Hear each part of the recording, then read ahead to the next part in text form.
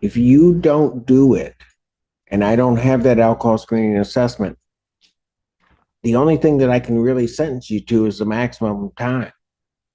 And I don't want The to. paper, What? the paper with What all the paper? lists on it.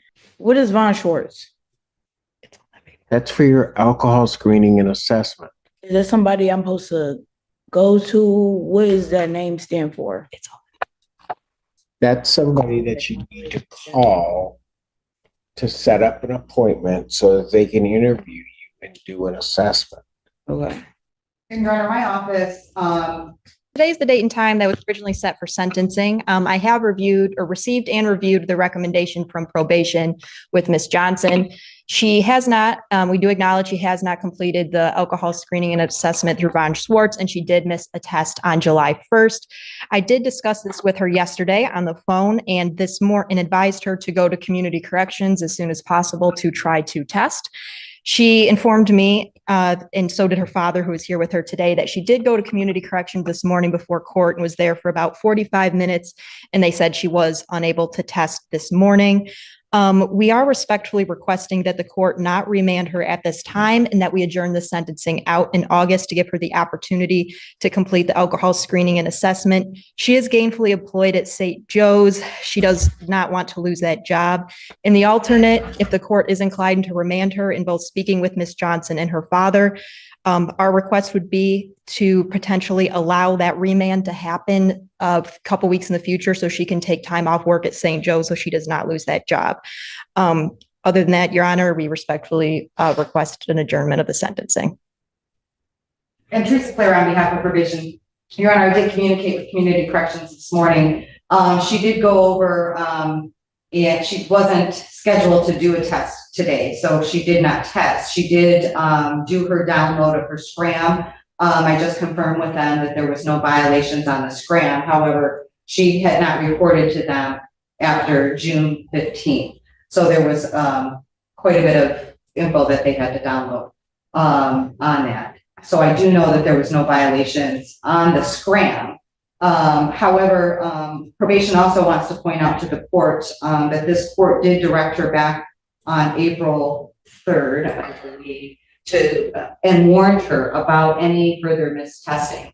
So she was given. All right, guys, buckle up, because this courtroom moment turns tense fast.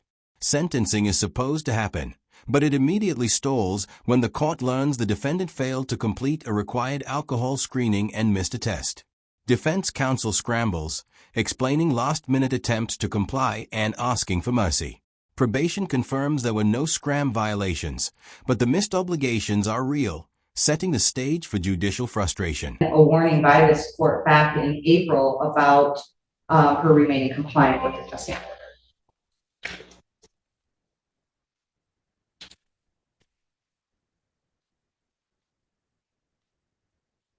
Why? Why what? Why'd you miss a test? I mean, I gave you a huge break back in April and just told you, just don't miss the test. You remember that, right? Yeah. And then when you pled, why didn't you do your alcohol screening and assessment? Forgot to print it out. What? I said I forgot to print it out. Oh,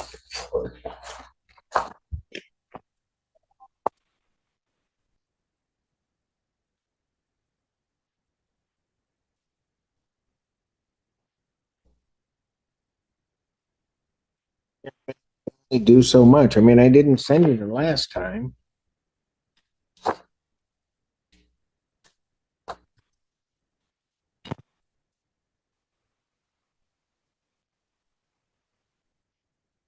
I'll re-refer to defendant to Von Schwartz for completion of her alcohol screening and assessment.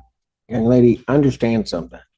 If you don't do it, and I don't have that alcohol screening and assessment, the only thing that I can really sentence you to is the maximum time. And I don't want The to. paper, What? the paper with What all paper? the lists on it. What is Von Schwartz? That's for your alcohol screening and assessment. Is that somebody I'm supposed to go to, what is that name stand for? That's somebody that you need to call to set up an appointment so that they can interview you and do an assessment. Okay. And Your Honor, my office, I know that the clerk's office sends things out. My office also sent an email to her on June 5th, which gave her the packet and the information for the outcome assessment in addition to the information to complete the victim's impact.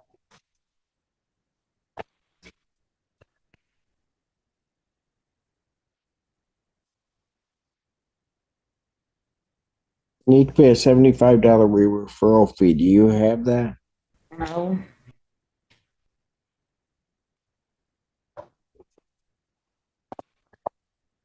Adjourner sentenced at August 28, 2024, 9 a.m. Young lady, you are leaving me with no options. And I have a feeling that if you don't follow this, that I'm going to end up sending you for the maximum time. I don't want to do that. The judge directly confronts the defendant, reminding her she was already given a major break months earlier. Missed tests, forgotten paperwork, and vague excuses unravel her position in real time. The court makes it clear that without compliance, only maximum sentencing remains an option. Warnings escalate into consequences as patience runs out, and the judge orders a short jail stay for a bond violation. I'm going to end up finding you in contempt and sending you. So in this, I'm going to, for the bond violation, I'm going to remand her for 3 days. Washtenaw County Jail for the bond violation. Defendant's remanded. Yes, go. Is that Dad? Yes, Your Honor. Get her back. Dad, hang on one second. Go ahead, take her back.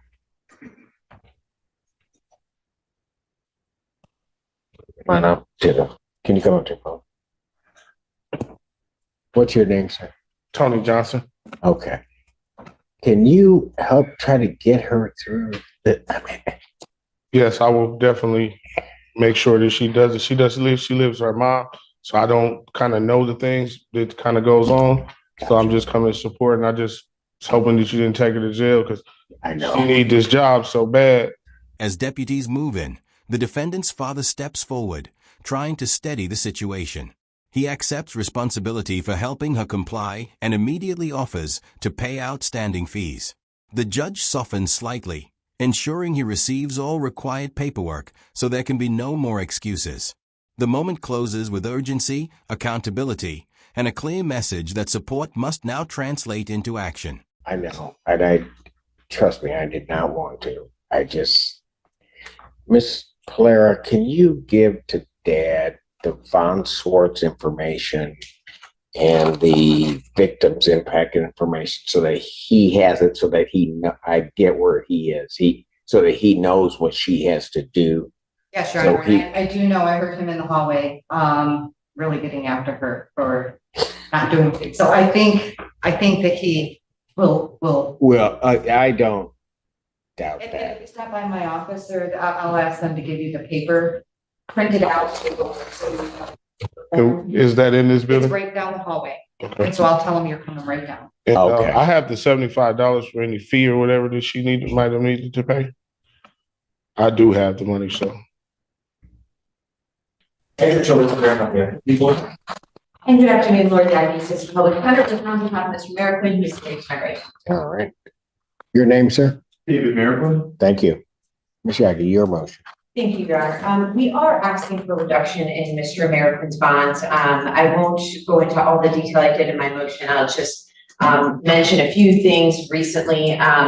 Obviously, I know the court's well aware he's been in jail for quite some time. And the biggest thing that I wanted to highlight today are the changes that have taken place during his incarceration. I think one of the biggest ones is his meeting with EMH, his medication. He's now stable on his long-acting medication, injectable. I've been in touch with his sponsor and his parents, all of whom are very supportive. His sponsor told me that he has a great network of people. His sponsor's name is Patrick, and Patrick told me that both Patrick and Mr. Merrick have a network of people, a sober network of people. There are meetings that I know Patrick attends at the Alano Club weekly. There are also Zoom option meetings that they've been talking about. I know Mr. Merrick has interest in going to the Alano Club for the meetings with Patrick, weekly meetings. And the other thing that I just want to highlight, because I just spoke with his parents again, well, his mom again today, and his mom told me that she notices the difference in the way that Mr. Merrick is speaking in terms of, ironically, his mom said that when he gets out, he needs to come up with a schedule. He needs to come up with, this is what I'm going to do today, and this is my business I need to take care of. And she's already been talking to him about that. And she told me that Mr. Merrick is actually nervous about messing up, and he actually really wants to do what he's supposed to do. And she told me that that's a difference, because if he really is motivated and nervous and wanting to prove that he can do it and he will comply, she thinks that's a good sign. And so she, that's something she shared with me today.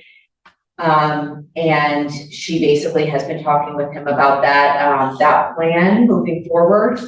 He has a social worker at his apartment who I verified actually would come to him. So if he's released, I said, where would you absolutely need to go if you're released?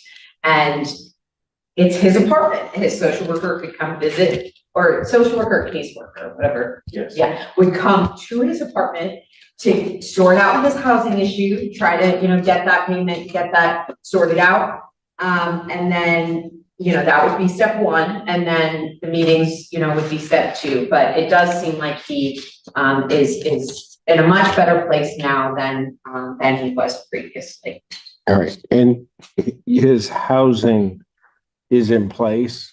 His apartment is in place. His mom was there this week. Yes. All right. Response. All right. Mr. Merrick, it's like you've been here forever. I get to take a seat, Your Honor. Yeah. Take a seat. Yeah.